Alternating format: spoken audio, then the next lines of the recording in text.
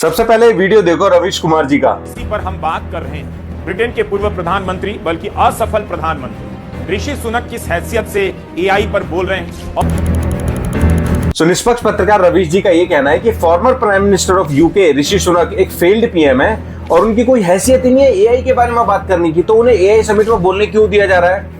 पर सवाल यह कि रवीश जी ऐसा क्यों कह रहे हैं, क्योंकि ऋषि सुनक ने अपनी स्पीच में इंडिया की तारीफ कर दी ये बोलकर कि इंडिया एआई में बहुत अच्छा कर रहा है और आगे जाके लीड कर सकता है। You touched on India. India has recognized that technology leadership exactly does not depend on just inventing the technology. लेकिन रवीश जी का तो ये मानना है कि ये जो एआई समिट है ये सब फर्जी है, ये सब बीजेपी और मोदी का पीआर हो रहा है, असल में ग्राउंड पे तो कुछ हो ही नहीं रहा है। अब क्योंकि ऋषि सुनक ने तारीफ कर दी तो ये सब भी स्टेज्ड हो गया, ये सब पीआर है, ये सब बीजेपी और मोदी के लिए आके पीआर कर रहे हैं, चाहे वो सुंदर पिचाई हो, चाहे सैम ऑल्टमैन हो, चाहे वो एंथ्रोपिक का सीईओ डारियो मोदी हो। अब बात यह है कि ऋषि सुनक लगभग 20 महीने तक यूके के पीएम थे और 2024 के जनरल इलेक्शंस में वो हार गए, यानी वो और उनकी पार्टी कंजर्वेटिव पार्टी सत्ता से बाहर हो गई। तो सही बात है, अगर वो जनता का समर्थन नहीं जीत पाए, अपनी पार्टी को जीत नहीं दिला पाए, तो वो एक फेल्ड पीएम हुए।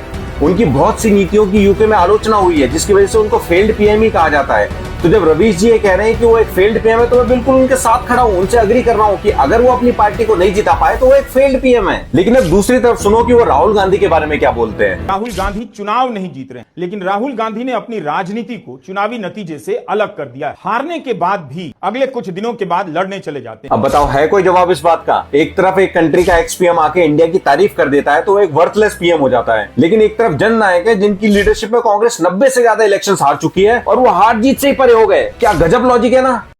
भाई साहब कुछ ज्यादा नहीं हो गया ये?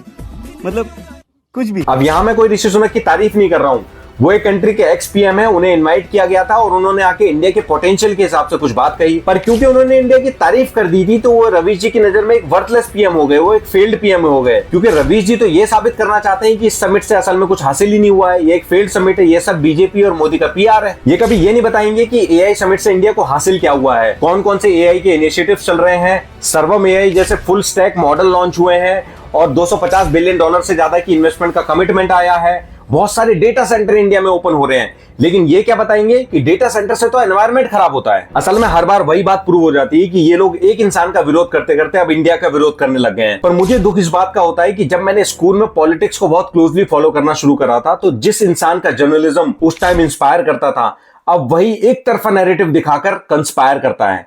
मिलते हैं नेक्स्ट वीडियो में।